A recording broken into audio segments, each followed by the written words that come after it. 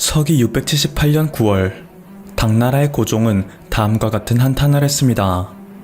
해동의 두 국가를 원정하였으나 고구려는 감히 요수를 넘지 못하였고 백제는 큰 바다를 넘지 못하였다.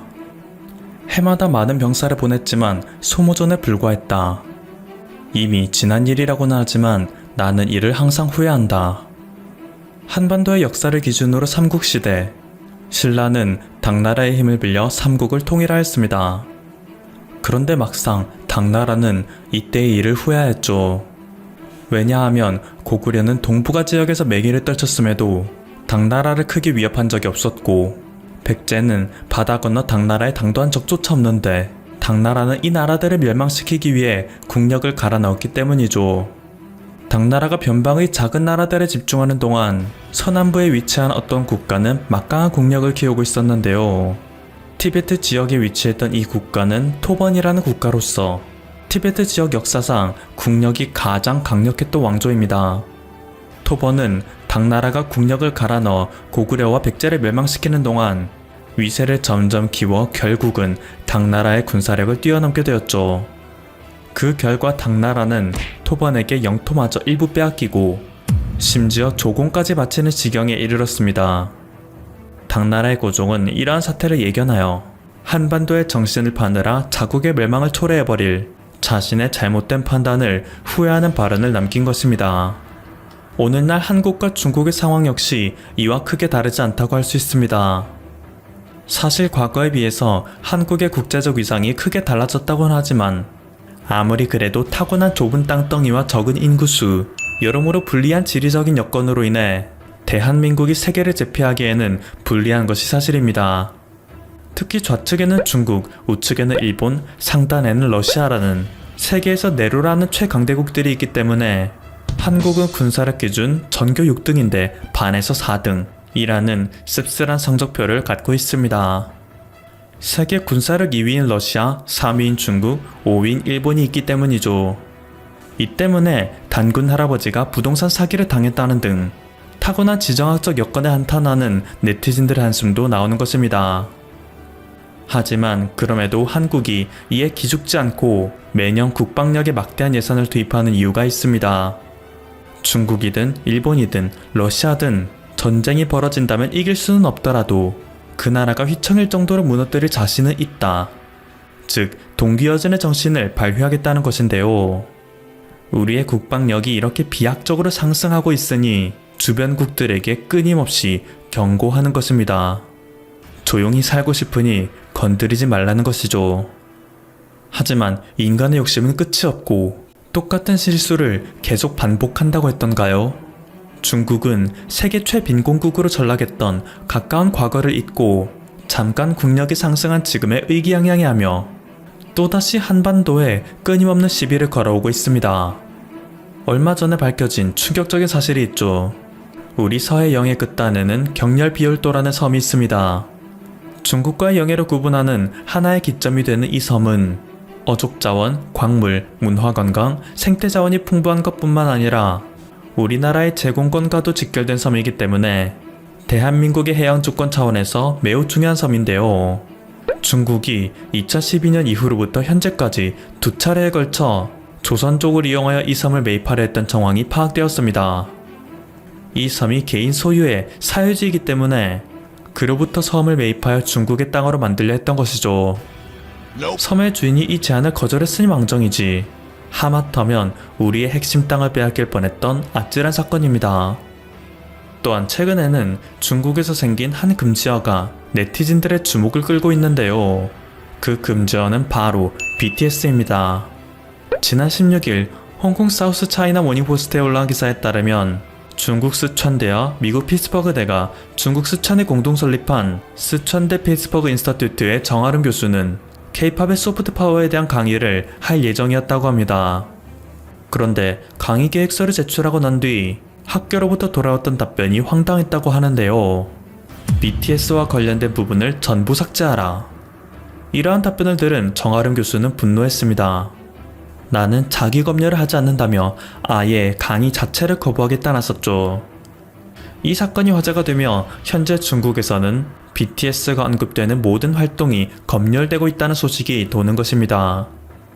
SNP에서는 한국의 K-팝이 중국 공산당과 만나면 무슨 일이 벌어지는가 라는 제목의 기사에서 해당 사례를 소개하며 중국의 수많은 밀레니얼이 한국의 K-팝에 빠져 있지만 이를 막으려는 중국 공산당의 공방전이 치열하다 말하고 있죠.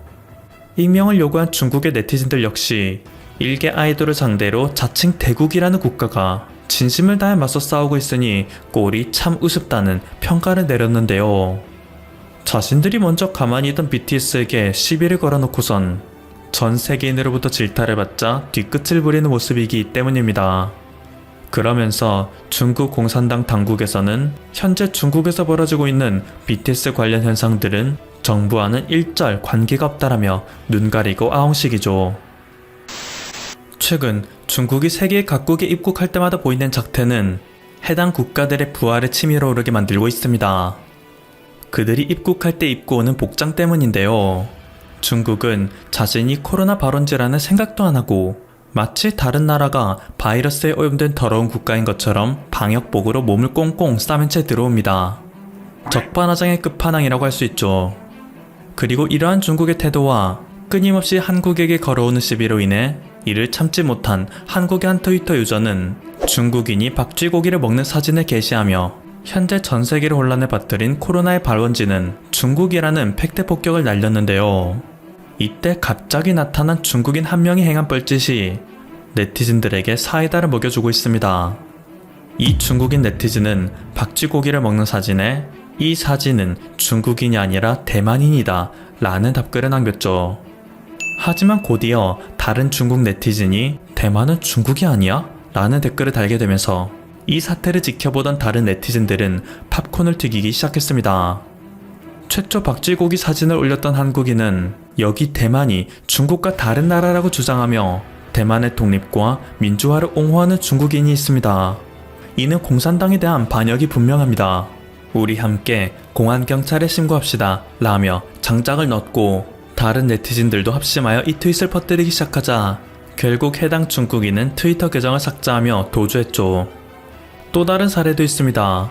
중국의 한 네티즌은 최근 중국에서 벌어지고 있는 한복 동북 공정운동에 힘을 보태겠다며 한국의 사극보다 중국의 사극이 훨씬 뛰어난 고증을 보인다는 글을 올렸습니다. 그러면서 중국의 한 드라마 장면과 이와 동일한 외형을 가진 유물의 사진을 올렸는데요. 알고 보니 이 유물은 대구 박물관에 전시되고 있는 4세기경 가야에서 사용하던 갑옷이었습니다. 이 드라마가 다루고 있는 연대와 가야의 시대는 전혀 다른 시대이고 무엇보다 현재 중국이 동북공정 상대를 하고 있는 것은 기껏 해봐야 고구려 그리고 조선의 4대 역사입니다. 그런데 이와 전혀 관계없는 가야의 갑옷을 자신의 유물이라고 주장한 것이니 되려 중국의 사극 드라마가 제대로 된 고증은커녕 남의 땅에 있던 소국의 갑옷이나 베끼는 한심한 수준임을 증명했죠. 이 역시 이러한 사실을 한국 네티즌으로부터 지적받자 계정을 삭제하고 도주했습니다. 이렇게 중국은 자신이 공정하고 있는 역사에 진실은 하나도 없으니 이에 따르는 국민들 역시 아무런 기준 없이 활개치다 팩트 폭격을 맞고 무너지는 모습을 보입니다. 이런 모습이 반복되다 보면 그들의 주장은 세계 어느 곳에서도 믿어주는 이 하나 없을 것이고 모두 허투루 돌아가게 되겠죠. 그리고 이것은 비단 한국뿐만 아니라 다른 나라를 대상으로 하고 있는 역사 공정에도 영향을 미쳐 결국 중국에 행하고자 하는 하나의 중국에도 균열이 올 것입니다. 변방의 작은 국가 역사를 편입하는 데 집중하다가 예상치 못한 역풍을 맞고 다른 모든 것을 잃어버리는 꼴이 되겠죠. 더군다나 최근 중국의 입법기관인 전국인민대표회의에서는 공산당의 발전 이익에 위협이 되는 모든 경우에 중국의 국방력을 동원할 수 있도록 변경한 국방법 개정안을 발표했는데요. 현재 그들이 보이고 있는 스탠스를 고려해 본다면 한국과의 역사적 영유권 분쟁에도 역시 무력을 투입할 수 있다는 경고 메시지가 됨을 알 수 있습니다. 하지만 중국이 드디어 일본과 영토 분쟁의 전면전에 돌입했습니다. 현재 중국은 일본과 8개의 섬으로 이루어진 센가쿠 열도를 두고 영유권 갈등을 빚고 있는데요. 이번에 센가쿠 열도가 자신들의 영토라고 공식적으로 못을 박았습니다. 동중국해에 위치한 센가쿠 열도는 역사적으로 중국의 영토였습니다. 하지만 1895년 청일전쟁에서 승리한 일본이 자국의 영토로 편입해서 점유하고 있죠. 행정적으로 일본의 영토이고 일본이 실효 지배 중입니다. 현재 중국과 대만 등이 영유권을 주장하고 있죠. 중국은 어떤 근거로 영유권을 주장하고 있는 걸까요? 청일전쟁 패전 이후 시모노세키 조약으로 일본에 일시 할양하였다는 것입니다. 빌려주었다는 것이죠. 그리고 제2차 세계대전에서 중국이 승리했기 때문에 일본으로부터 돌려받아야 하는데 일본이 불법 점거하고 있다는 입장입니다. 반면 일본은 어떤 논리로 대응하고 있을까요? 무주지 선점 논리로 버티고 있습니다. 무주지는 어떤 나라에도 속하지 않는 땅을 의미합니다. 일본은 자신들이 1885년에 무주지를 선점했고 이후 샌프란시스코 강화 조약을 통해 국제법적으로 적법하게 센카쿠 열도를 이양받았다는 입장입니다. 센카쿠 열도의 갈등은 1970년대 이후 급격히 심각해지고 있습니다. 그 이유는 인근 해역에서 석유 매장이 확인되었기 때문입니다. 센카쿠 열도 분쟁은 단순한 영유권 귀속 문제보다는 해양 자원과 해양 안보 측면에서 중요한 쟁점을 안고 있는 것이죠. 배타적 경제 수용 및 대륙분 경계 문제, 매장된 천연가스와 석유 획득 등입니다. 거기다 센카쿠 열도는 남중국해와 이어지는 해상교통로이자 전략적 요충지입니다. 현재 중국, 일본과 더불어 미국까지도 가세해 해양 군비 경쟁을 벌이고 있습니다. 열도를 둘러싼 양상이 가장 크게 변한 건 2010년입니다. 2010년 9월 센카쿠 주변의 쿠바지바 인근 해상에서 일본의 해상보안청 순시선과 중국 어선이 충돌한 사건이 발생했습니다. 일본은 해당 선박의 중국인 선장을 구금한 후 외교 문제화했습니다. 이에 대해 중국은 강력한 대응을 내놓습니다. 히토류의 대일 수출을 금지한 것입니다. 위기감을 느낀 일본은 중국과 영토 분쟁을 겪고 있는 다른 동남아시아 국가들에 접근하여 영토 분쟁 연합을 구성하려고 했습니다. 이후 갈등은 서서히 봉합되는 듯 했습니다. 하지만 2012년 일본 노다 정권이 센카쿠 열도 중 3개의 섬을 매입함으로써 실질적인 군사 충돌 직전까지 갔습니다. 중국 정부는 일본의 국유화 조치가 중국 영토 주권에 대한 엄중한 침해라고 강하게 비판했습니다. 그리고 센카쿠 열도 해역에 해양감시선과 어업지도선을 파견해 상시적인 감시 활동을 전개하기로 했습니다. 현재까지도 센카쿠 열도는 중일 관계에서 가장 민감한 문제 중 하나입니다. 그런 상황에서 중국이 지난 3일 중국 다오이다오 디지털 박물관을 개설했습니다. 센카쿠의 중국명이 다오이다오입니다. 중국은 박물관의 열도가 역사적으로 중국의 영토임을 주장하는 사진, 문헌자료, 중국 관영매체 보도 등을 게시했습니다. 중국 관영매체는 이런 보도를 대대적으로 내보냈습니다. 박물관은 다오이다오 문제의 핵심 내용을 이해하고 다오이다오가 논쟁의 여지가 없는 중국 고유의 영토라고 이해할 수 있도록 구성했다. 온라인 박물관은 후젠사범대 연구팀이 만들었고 중국 국가해양국사나 국가해양정보센터 등이 운영합니다. 일본도 발끈하고 나섰습니다. 일본 매체들은 중국이 올해 4월 이후 100일 연속으로 센카쿠 열도 인근에 정부 선박을 보냈다고 주장했습니다. 그중 11번은 영해에 진입했다고 했습니다. 7월에는 중국 정부 선박이 39시간 넘게 센카쿠 해역에 머물기도 했습니다. 당시 관방장관이었던 스가 요시히데 현 일본 총리는 이렇게 주장했습니다. 반복적인 중국 선박 활동은 극도로 심각하다. 단호한 조치가 필요하다. 결국 오노다로 일본 방위상은 지난 8월 마크 에스퍼 미 국방장관과 회담을 해서 센카쿠 열도와 관련된 문제를 논의했습니다. 미국 역시 이권이 개입되어 있기 때문에 적극적인 움직임을 보였습니다. 센카쿠 열도 문제가 미국이 일본 방위 의무를 규정한 미일 안보 조약 대상이라는 점도 재확인했습니다. 이후 센카쿠 열도 일대에서 미일 연합훈련 실시를 포함한 영유권 강화 방안을 함께 구상하기로 했습니다. 센카쿠 열도 문제는 앞으로 더 점입가경이 될 가능성이 높습니다. 두 나라 모두 물러설 가능성이 전혀 없기 때문입니다. 한편 중국은 미국까지 동시에 도발하고 나섰습니다. 현재 아시아에서 미국과 중국의 패권 싸움은 엄청납니다. 남중국해를 둘러싸고 미국이 대만을 지원하고 있습니다. 대만은 군 전력을 꾸준히 보강하며 중국에 전면 대응하고 있습니다. 그런데 중국군의 한 장성이 이렇게 말하며 애국주의 결집에 나섰습니다. 한국전쟁은 미국이 천하무적이라는 신화를 깨트렸다. 중국은 충분히 미국을 이길 수 있다. 지난 2일 홍콩의 한 언론에 따르면 중국 군사과학원 특별초빙 수석 전문가 헤이레이 중장이 이런 발언을 했습니다. 중국이 한국 전쟁에서 승리한 뒤 미국은 더 이상 중국의 군사적 침략을 감행하려 하지 않는다는 것을 역사가 증명하고 있다. 그는 이어서 마오쩌둥 전 국가주석을 추켜 세우기도 했습니다. 미중 간 힘의 격차에도 불구하고 선견지명을 갖고 참전을 결정했다. 정말 잘한 일이다. 약자가 강자를 이기고 우세한 장비를 갖춘 적을 열악한 장비로 물리치는 기적을 만들어냈다. 이 제국주의는 천하무적이라는 신화를 깨트렸다. 허 중장은 최근 코로나19 등으로 전 세계가 격변을 겪고 있으며 미국이 중국 안보에도 심각한 위협을 가하고 있다고 주장했습니다. 그러면서 느닷없이 한국 전쟁을 꺼내든 것입니다. 중국은 한국 전쟁 참전일을 기념일로 삼아왔습니다. 그리고 자신들이 승리했다고 주장합니다. 올해는 중국의 한국 전쟁 참전 70주년 기념일입니다. 한편 한국 역시 시대의 흐름에 따라서 전력을 속속 보강하고 있습니다.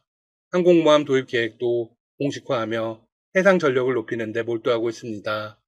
현재 핵추진 잠수함 개발에도 본격적으로 나섰습니다. 그런데 변수가 생겼다는 한 국내 언론의 소식이 전해졌습니다. 정부가 미국의 잠수함 운용에 필요한 핵연료를 구입하고 싶다는 의사를 밝혔지만 미 정부가 일단 난색을 표했다는 것입니다. 이 이야기가 사실인지는 아직도 확인이 필요합니다. 한국 정부는 2030년대 초반 핵잠수함을 실전 도입하겠다는 강한 의지를 보이고 있습니다. 외교 소식통에 따르면 정부는 지난달 중순 방미한 김현정 청와대 국가안보실 2차장을 통해 미국 측에 한국의 핵 잠수함 개발 필요성과 계획을 설명했습니다. 그리고 이를 위해 핵 연료를 미국에서 공급받고 싶다는 뜻을 전달했습니다. 한국 정부는 핵 연료의 공급과 사용은 민감한 외교안보 사안인 만큼 유럽 국가들보다는 동맹인 미국에서 구매하기를 희망하는 것으로 알려졌습니다. 미국이 한국 정부의 요청에 난색을 표한 이유는 무엇일까요? 핵 비확산 원칙 때문입니다. 트럼프 행정부의 한 관계자는 이렇게 이야기하기도 했습니다. 미국은 그 어떤 나라에도 핵 잠수함 연료를 판매하거나 넘기지 않는다. 이는 미국이 갖고 있는 원칙으로 한국뿐 아니라 일본을 비롯한 다른 동맹국들에도 마찬가지이다. 핵 잠수함의 연료는 한국에 판매한다고 끝나는 문제가 아니다. 설치하는데 복잡하고 정교한 기술이 요구되는 데다 이를 운영 관리할 전문 인력과 유지보수 장비들이 따라붙어야 하는 문제이다. 개인적인 판단으로는 원칙보다 비용과 관련된 문제가 아닐까 싶습니다. 한국이나 일본에 핵 잠수함이 있으면 미국으로서는 유리한 입장이 될 테니까요.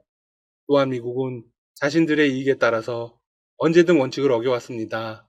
국방부는 8월 2021-2025 국방중기 계획을 발표하면서 3,600에서 4,000톤급 잠수함 3척을 핵 잠수함으로 운영하겠다는 계획을 사실상 공식화했습니다. 앞으로의 상황도 지켜보겠습니다. 지금까지 닥터시사TV였습니다. 여러분 시청해주셔서 감사합니다. 구독과 좋아요 부탁드립니다.